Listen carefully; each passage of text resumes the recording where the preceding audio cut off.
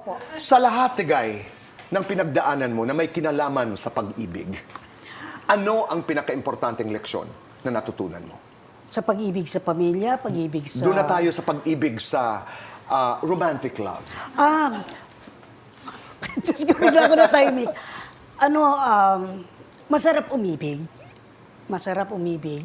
Kaya nga lang, katulad ng mga nangyari sa akin, yung pag-ibig hindi kinakailangan isama o ipantay sa trabaho kasi ang nagsasuffer yung trabaho. Pero masarap umibig dahil kahit hindi kanya pinapansin o hindi kanya, alam mo na hindi kanya talaga totoong love, pero sa'yo, ikaw, yung puso mo para sa kanya, masaya na ako noon Parang... Talaga? Opo. One way, Tigay? Oo, one way. Mahal na mahal mo, pero hindi ka sinusuklian? Sino ito, Ate Guy? Hindi, joke lang. Pero, Alam nyo na naman kung sino Alam ko yun. Oo. At hindi ko tinatago yung kung sino yun. Talaga? Alam ng mga fans yun. Alam na nila. May kinikilig dyan. Ayun. Oo. Siguro, ang sa akin niya para bang inisip ko noon na, ano ito dahil sa mga fans o parang nadadala ka lang, nadadala no? ka lang. Or totoo? Opo. Kasi minsan nararamdaman mo, pero minsan hindi mo nararamdaman. May mga insidente na naririnig ka na mismo sa kanya nanggagaling yung salita na nakakasakit ng puso. Pero baliwala yun dahil ikaw ay isang taong umiibig. Minahal mo talaga. Minahal mo talaga. Ito naman, napapagkwentuhan lamang. Sino ba ito? Gusto mo sabihin ko kung sino? Opo. Ay, si Pip yun eh. Ayun lang naman talaga. Ayun lang naman talaga yung talagang, nung araw wala pa si Papa Boyet noon. Eh, siyempre yung... Ito yung napapagkwentuhan lamang. Oo, ano yun eh, tawag dito. 11 years, 12 years na on and off. Oo, okay. Pero, Nung huling nagkita kami, sasabihin ko, baka magalit sa akin eh. hindi naman siguro. Oo.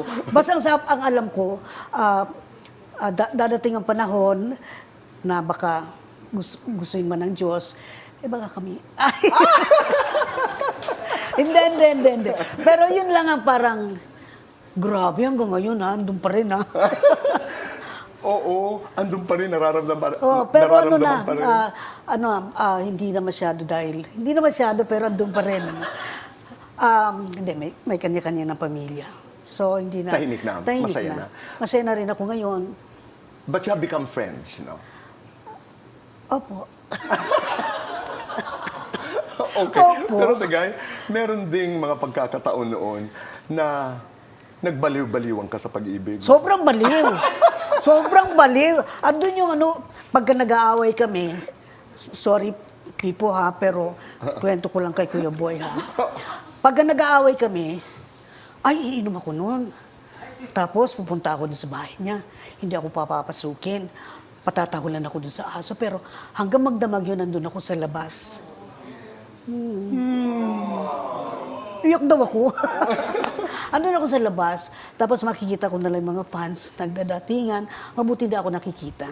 Kasi nandun ako dumadaos ako dun sa loob ng sasakyan. Oh. Ayun. Ganyan ka talaga magmahal. Sobra. Pero may mga panahon din, Tigay, na may nagsabay.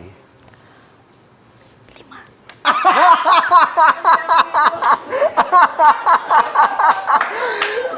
Tigay, 5 sila magkakasabay? O yung iba naman, fling-fling lang yun. Pero meron ka talaga tunay. May tunay talaga. May tunay. Siyempre. Yung iba nakisabay lang. Parang ganon. Ganon na lang. Parang ganon po yun. Okay.